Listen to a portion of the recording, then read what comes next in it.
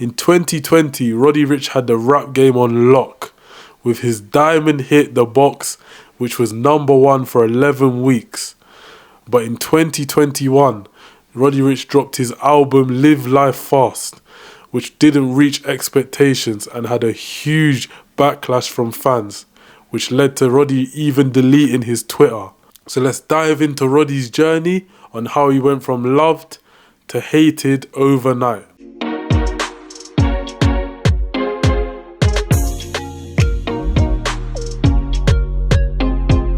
Roddy was born on October the 22nd, 1998 in the rough streets of Compton. He became a Crip at a young age with his mum kicking him out. Even though he was a Crip, he grew up in a very religious family, often going to church every Sunday.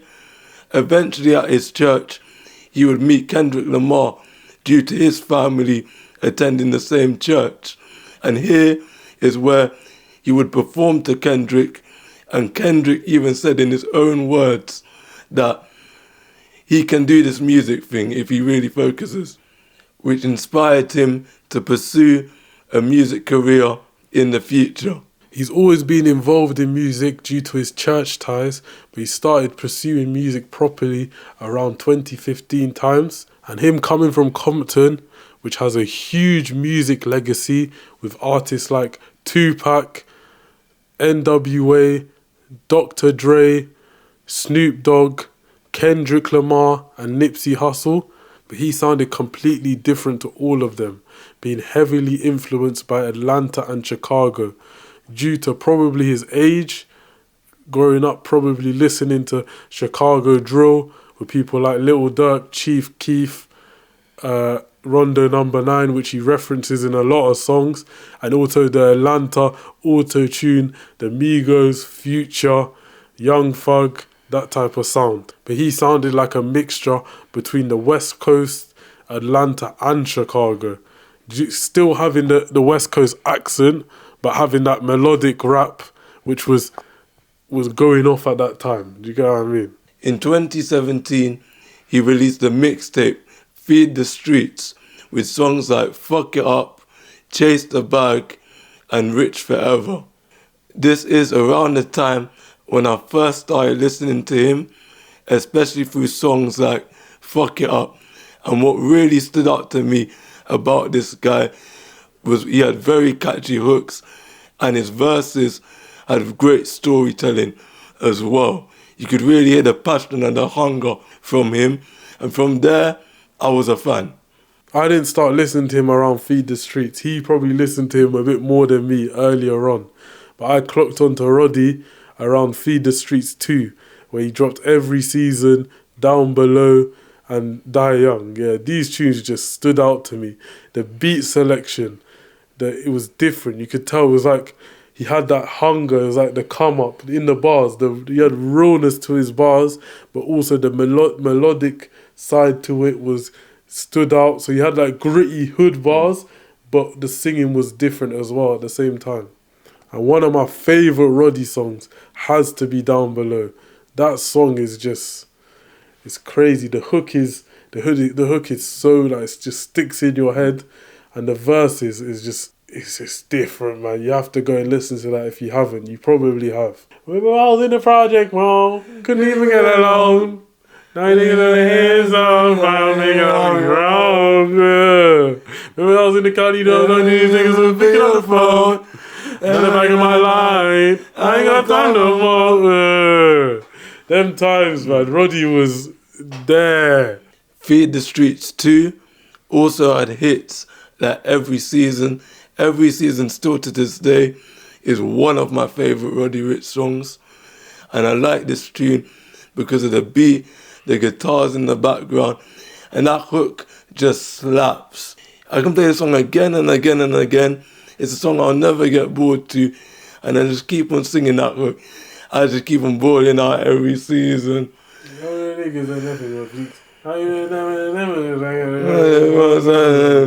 Tired of messing running up back of the pretty bell inside of the freezer. When people better than all the Migos. And another tune I like from Feed the Streets too is Die Young. That tune is iconic. I think that tune's top 3 Roddy tunes ever. That tune, man, with the black. Have you seen him perform that song? And the whole crowd is just going mad. I think they all have torches. They all have their lights on their phones, and they're just going mad. They're just waving in the crowd. Have you seen it? I don't think I've seen that. I'm gonna put that on the screen right now.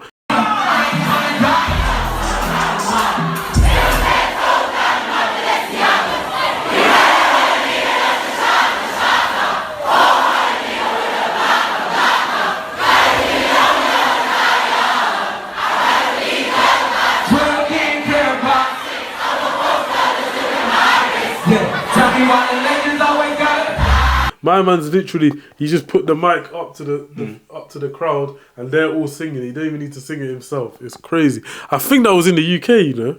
I think it was. That a wireless? No, that was the box. Yeah, that's it. Yeah, but that tune was mental, man. And he had Nipsey on FaceTime in the video, like before, and he's talking about I don't want to die young. And the iconic hook. You remember what he said in the hook? I'd rather be judged by 12 than carried by 6.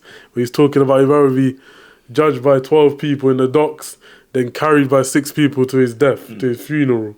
You get what I mean?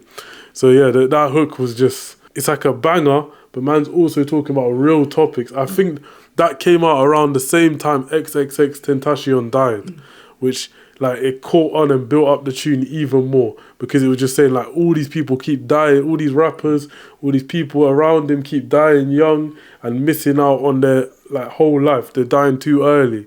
Do you get what I mean? So the actual basis of the song was crazy, but also the actual sound of it, was mad. Even at the end of the hook, he says, why have all the legends got to die quick? Yeah. So yeah, it's kind of just dedicated to all the legends, basically. But it's like, normally when you hear songs about legends and icons, it's like a sad song. This song sounds like a banger. It's weird. That's what I'm saying. His music, the melodic side to it is like, it's mental. But what the things he's actually talking about, it's like deep subjects or like real. He talks real rap. It's proper real rap mixed in there with the melodies. It's crazy. In 2019, he dropped his debut album, Please Excuse Me for Being Antisocial. And this had hit singles like The Box, High Fashion, and Tiptoe with the one and only A Boogie. And this is when I would say he was just about at the height of his thing. This is prime Roddy Ricch. And this is when I think he was around the same time as Pop Smoke. Do you get what I mean? When Pop Smoke was at the heights of his stuff. And these two, they were looking like they were about to take over the game for the next... They were going to be the next generation of rap for the next 5-10 years. And yeah, this album was mental. That tune with A Boogie where they're just going back to back, the Tiptoe one. Why are you wiping on a flip phone? You're on the window. You ain't playing no... But A Boogie with the vocals is mad. Not like that. The vocals are actually decent, you know what I mean? Wouldn't I with a ass nigga? A Boogie's been cold from time, but yeah, that tune is mental. And the High Fashion song as well. If we having a band, is that okay? It's okay if I go in front of it. You ain't getting out of it. I think that was his debut album, and that thing was after people heard Feed the Streets too, and you've given him this. That's when there's Roddy no skips. There's actually no on that album. If you go through track by track, there's actually no skips. He's got that other song as well called Backseat with Ty Dolla $ign, another banger. I've seen that tune's mad. Like this time, it just looked like Roddy was on that trajectory. Like there was nothing stopping him at this time. Everyone was just waiting for the next Roddy tune to come out. And in this album, he had his biggest tune to date, the Diamond hit, The Box. And you could not go anywhere without hearing this tune there. This tune, I can't lie, I've heard that song so many times. I kind of don't like. It's like, you know, when you listen to something too much, you get bored of it. It's kind of like that at that point. But even now, because I haven't listened to it for a while, when I listen back to it, it's mad. And even the video itself is iconic. Do you get what I mean? In that fast car where he's just having the crew, it matches the song so well. And then he's even doing the basketball thing. Do you remember? He said something about I touched the rim, Vince Carter, or something like that. You're not touching the rim. Dunking big man, you're 5'7". Let's be He's honest. like 5'. He's like your height. Yeah, basically. He's like your height. Don't draw man up. Little man thing. A Yeah. 5'9" on a good day. On a good day, you know, with the heels on, and that. Yeah, man. Like Roddy, that video is too funny. You're not dunking that, but yeah, that tune just went mad. Like I think there was other artists begging him to come, like begging their fans to listen to their music. Oh, that's the ringed in my head. Selena Gomez and Justin Bieber. He outsold them. Exactly. That week the album dropped. And they were begging their fans to support their music so then they could, overtake that album because it was just mental.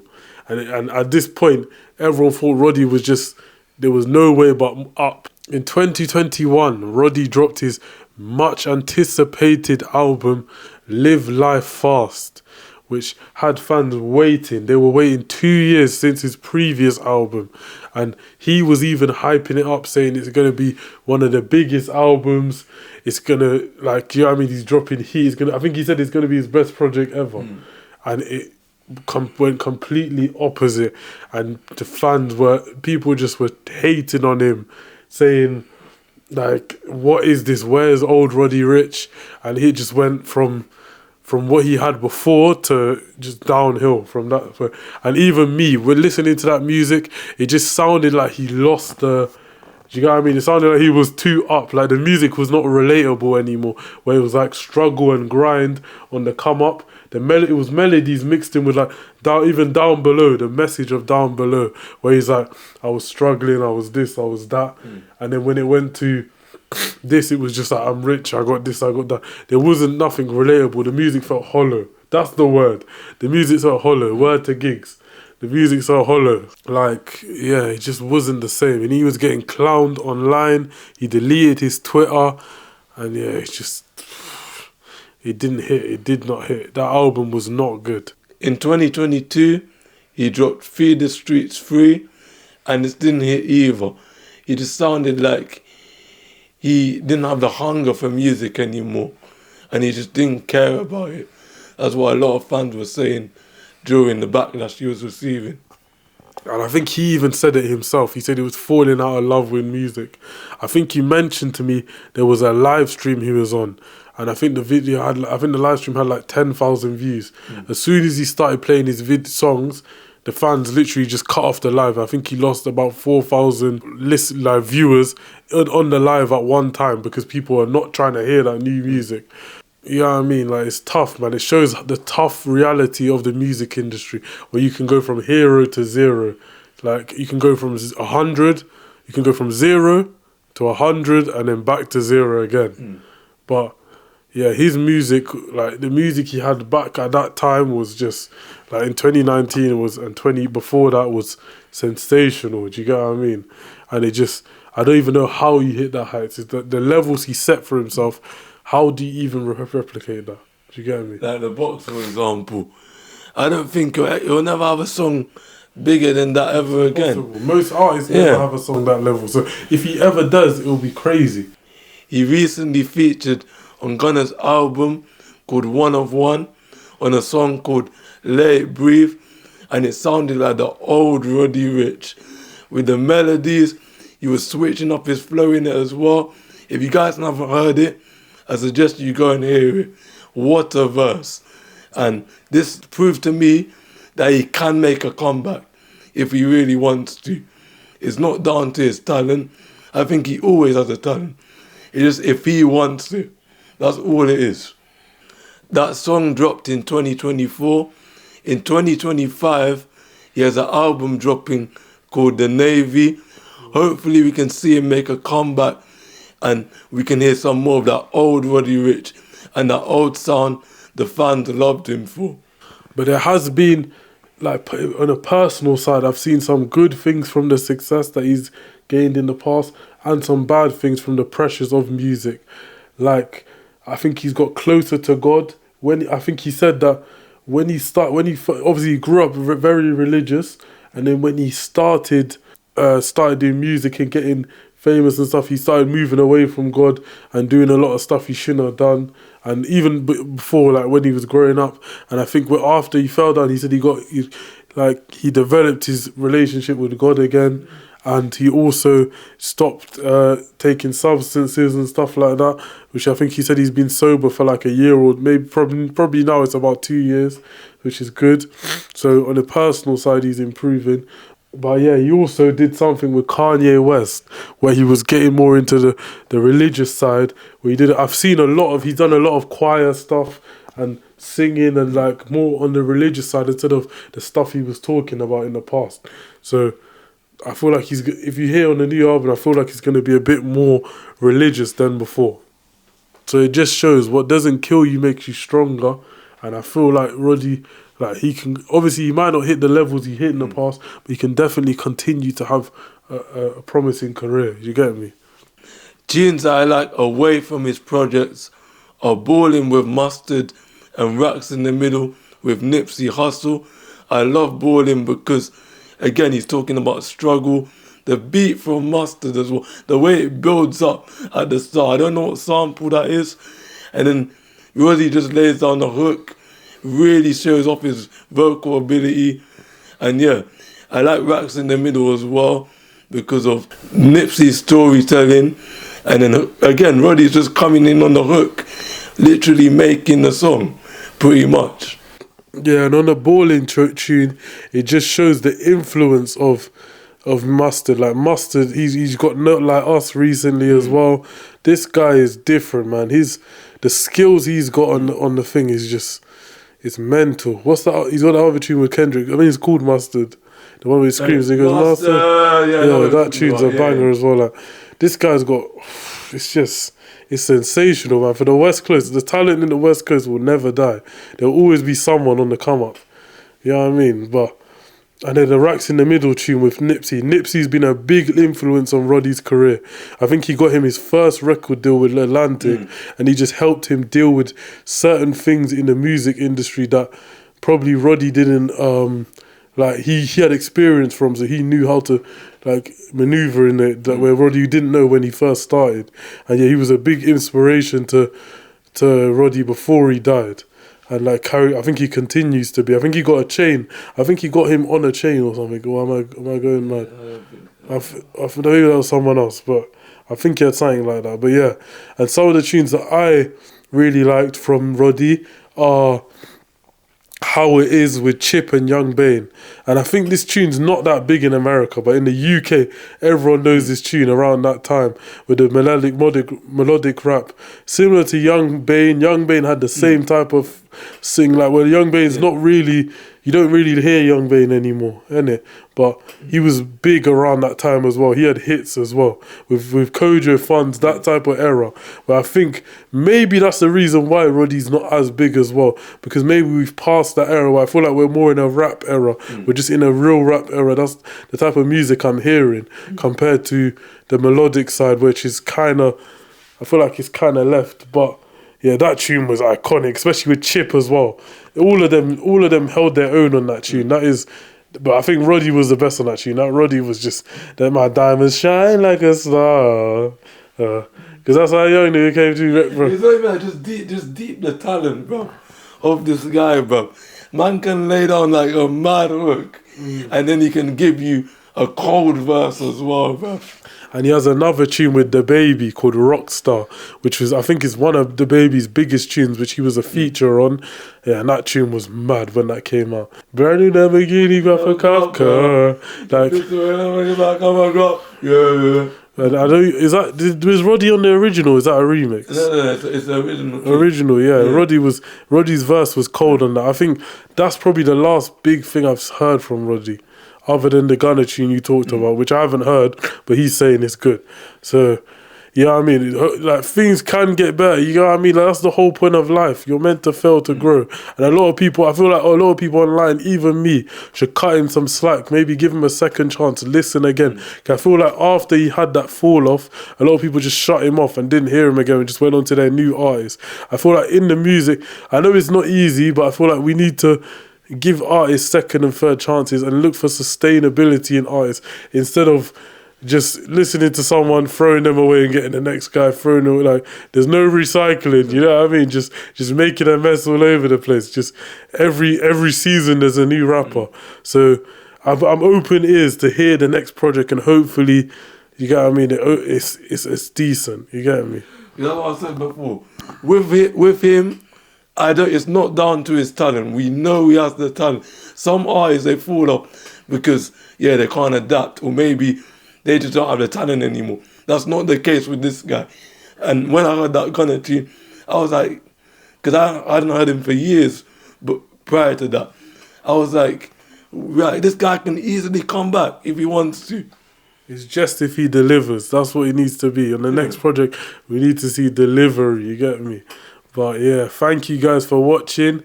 It's been fun to make and like put together, because he is one of my favourite artists. I still listen to him today, or them old tunes, especially I'll say around the excuse me for being antisocial and what's it called?